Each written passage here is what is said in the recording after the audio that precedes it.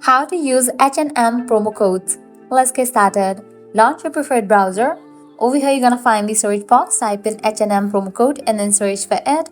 With that, different website links will appear. First up, I'm gonna show you guys how to get promo code for H&M. Using any of these websites, you can easily get promo code for H&M. So head towards any of the website. I'm gonna use this one, Coupon Follow. After you open it, you're gonna find amazing offers and deals for H&M. Just scroll down and check out 20% off, 30% off, $50 off, and many more. Head towards any of the offer that you want to grab, just go ahead and click on it. With that, you're gonna get the code for it. Now I can copy the code. Make sure to check the expiration date of the code whether it is valid or not. If it is valid, click on redeem at H&M and you will be directed to the official website of it. Once you're in the official website of it, go ahead and log into your account, make your purchase and pause it to checkout.